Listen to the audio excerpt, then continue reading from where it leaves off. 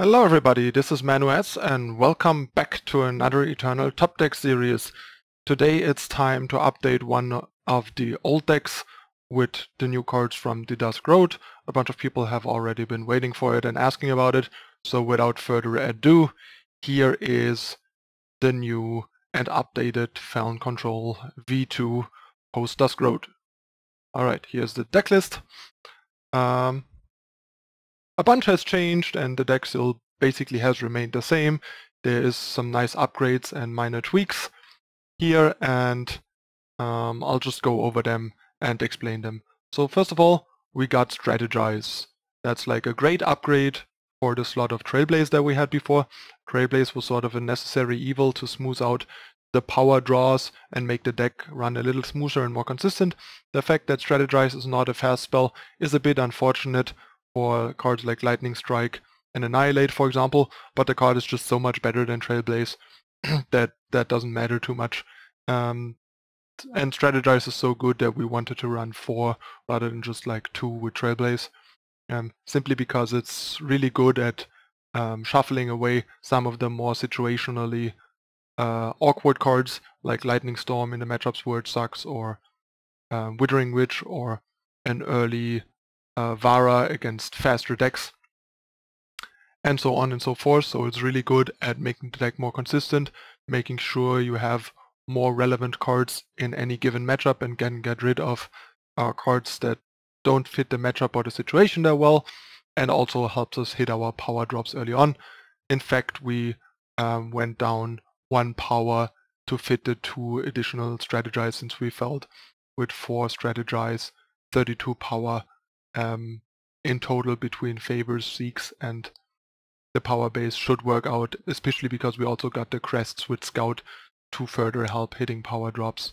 So that makes the deck probably run as good or slightly better than before in terms of power, in terms of hitting its power drops when it needs to, while at the same time flooding less than before, which makes for an overall more consistent and smooth performance within the range of power that we usually want, and not outside, and not too often outside of it, be it on the too little or too much power side of the spectrum. Yeah, Strategize just feels great in the deck, because the deck has a bunch of fairly situational cards and some top-end cards that you really only want in certain situations. Then I'm currently running only 3 Lightning Storm and replaced the 4th Lightning Storm with a Devastating Setback, simply because a lot of the time you don't even want to Lightning Storm on turn 2 against aggro, like basically never, even like on the draw sometimes if they have like a triple 1-drop draw or something. But on the play you basically never want to do it on 2, sometimes on 3, you sometimes just try to bait them, and the aggro decks and draws can vary enough that Lightning Storm is not even that good. And then Devastating Setback is a lot better than Lightning Storm, since it kills the stuff that Lightning Storm would kill and cripples the rest, so it still reduces the pressure. And drawing a Lightning Storm in a setback is a lot better than drawing 2 storms most of the time.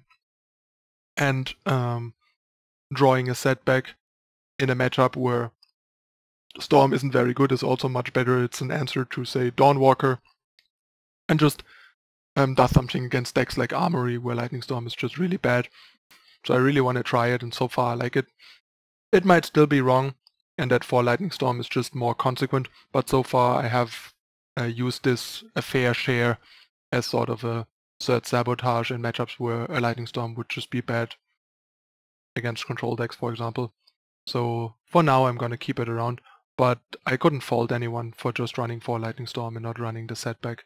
But it's a nice diversification, also with the Strategize and so on, and giving you virtually a bit more Sabotage effects against Armory, where every single Sabotage you can get off is precious and can make the difference between winning and losing a hard matchup.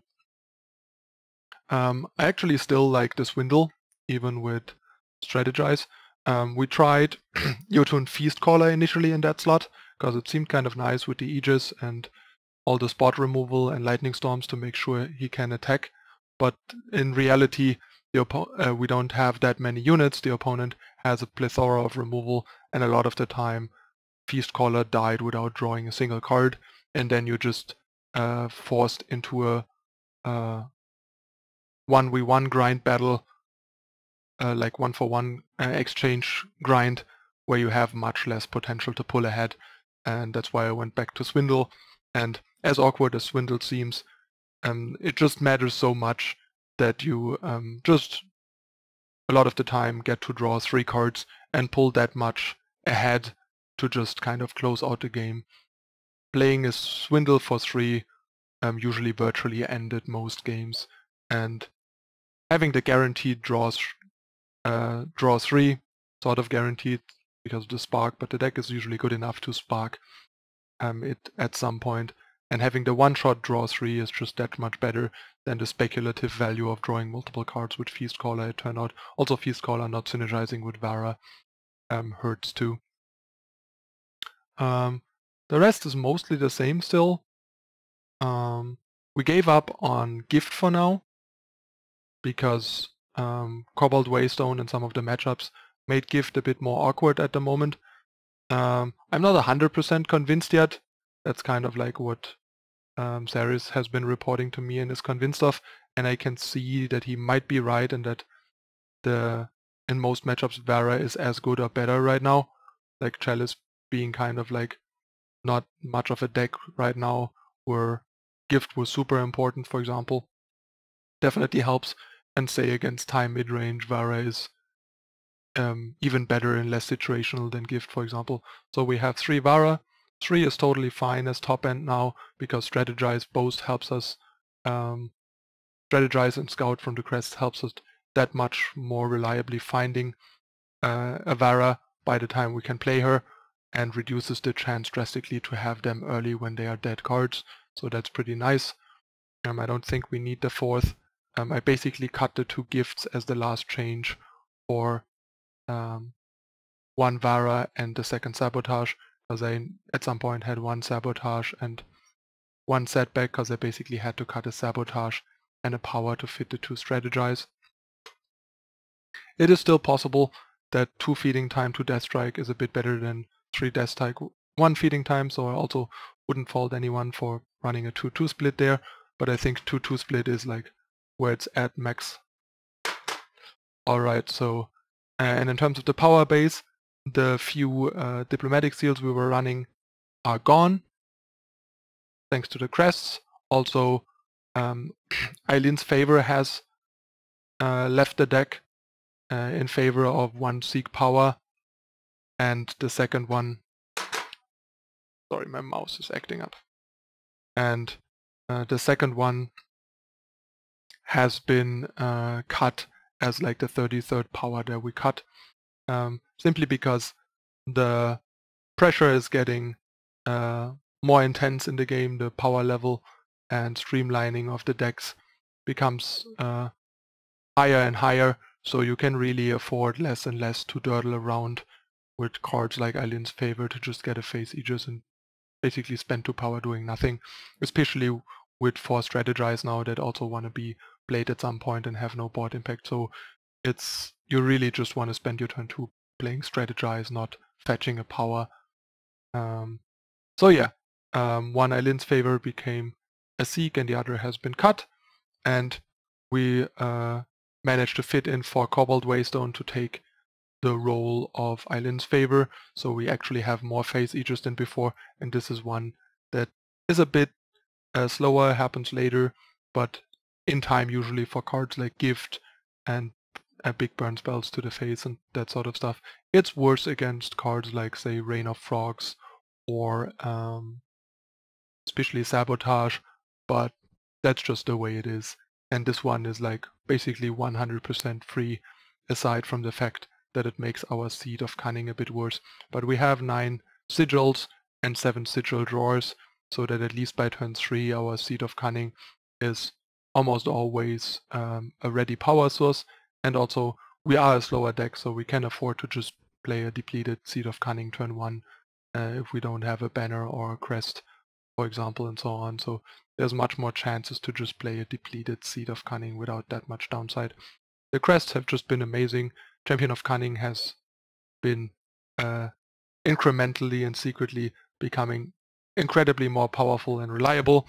The early power base for the deck also is much better. Now Wisdom of the Elders is easily supported alongside the double Shadow on 2, so the deck barely has any color issues anymore ever.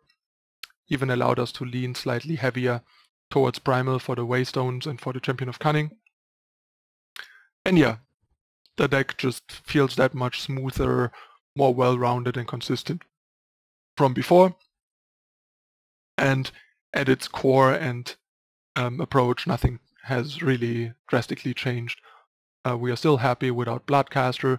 The deck feels great, performs well, and is just so much more consistent and smooth now than it used to be. That's like the main gain, really. And consistency is worth a ton, because the deck was already pretty good, and the only thing that was annoying was that it didn't always ran at 100% smoothness, and now it almost always does. There's a chance that I give up on the setback for the Force Lightning Storm for like double storm stuff, and more reliably just having it in the situations where it matters that it's cheap, like on the draw on turn 2 or 3, for example. And